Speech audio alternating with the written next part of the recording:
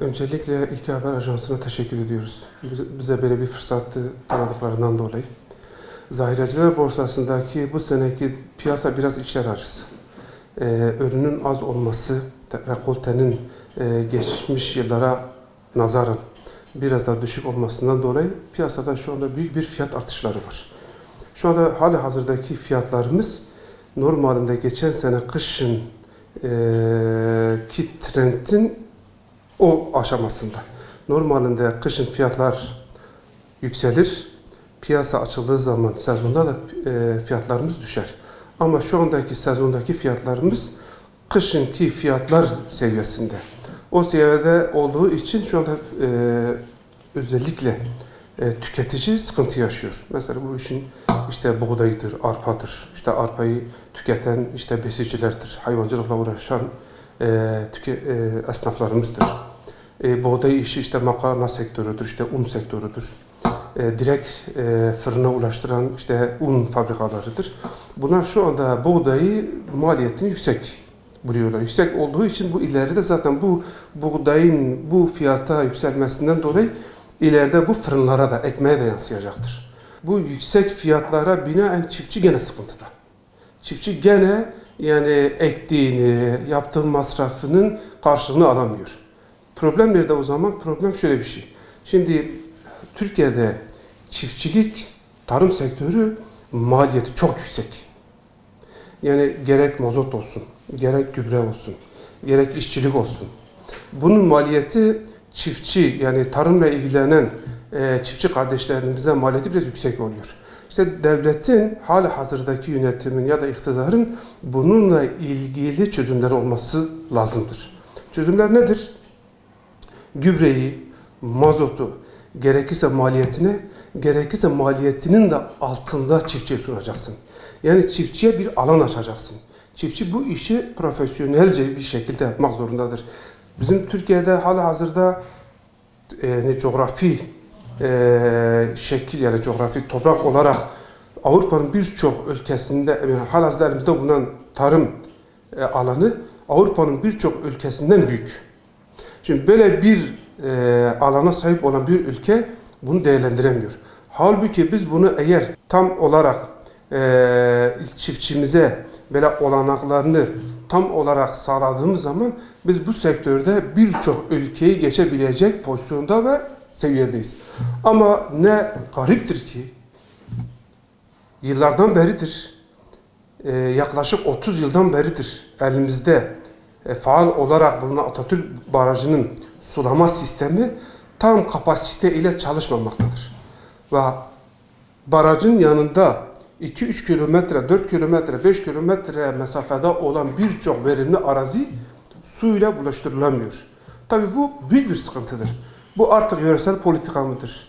Devletin kendi politikası mıdır? Ya da baştaki insanların ya da bizi temsil eden insanların işgüzarlığından mı kaynaklanıyor? Bunu artık gerekli siyasi merciler, gerekli siyasi partiler bununla ilgili bir çözüm ya da bir araştırma yapmaları hasıl olmuştur, zorunlu olmuştur. Mercimek hasadı özellikle Urfa geneli rekoltenin çok altındaydı. Tabii rekoltenin altında olması otomatik olarak fiyatlara da yansıdı. Şu anda mercimek fiyatı yani en yüksek fiyat arayışı tabii sezonda ara 3600'ü de buldu. Şu anda 3250'dir Mersin alış fiyatı öyledir. Ama bu fiyat normalinde olması gereken fiyattır. Yıllardan beridir zaten çiftçi sattığı bu fiyattan da bir verim alamıyor. Yani ektiğini biçemiyor, masrafını kurtaramıyor. Buna binaen de bu sefer bu yüksek artış bu sefer tüketiciyi sıkıntıya sokuyor. Tüketici bu sefer ne oluyor? Bu sefer yüksek fiyatlı mercimek almak zorunda kalıyor. Ama işte bunun tek çözümü bunu seri bir şekilde verimli arazileri çok güzel bir şekilde faaliyete sokup hem ucuza mal etmek hem çok böyle tam had safhada verimden istifade edebilmek. Bunu da yapabilecek tek merci halihazırdaki iktidardır. Tabii bu piyasalara çok büyük bir yansıması vardır. Şimdi geçen sezon mercimeğin tavan fiyatı 2.250 kilosu. Şu anda kışın, mesela kışın normalinde hububat fiyatları kışın tavan yapar. Çünkü ekim yoktur. Ekim olmadığından dolayı o gün zirveyi kışın yakalar. Yani yıl bazı zirveyi kış aylarında yakalar. Şu anda piyasaya bakıyoruz. Kış aylarında yakalanması gereken fiyatları biz şu anda sezonda yakalıyoruz. Bu da ürünün az olması, ekim alanlarının daralması. Tabii ekim alanlarının daralması şu. Hani biraz önce biz işte halihazırdaki politikadan bahsetmiştik. İşte bölgeye yapılan tarım yatırımlarından bahsetmiştik. Şimdi tarım yatırımları eksik olduğu zaman çiftçi, mozotu, gübreyi, işçiliği, aleti, traktörü, o tarım için gerekli olan harcamayı pahalıya mal ettiği için bu sefer çiftçi yörüngesini değiştirdi. Şu anda birçok bölgede ağaç ekimi yapılıyor. Ağaç ekiminin de ekilmesi bu sefer yani hububat tarım alanını daraltıyor. Hububat tarım alanı da daralırsa otomatikman bu fiyatlara yansıyor. Şu anda Türkiye'de geçmiş yıla oranla fiyat arasındaki fiyat farkı çok fahiştir, çok büyüktür. Gene söylüyoruz. Bu fahiş fiyat farkı çiftçiye bir artı değildir. Çiftçi hala ektiğini biçemiyor.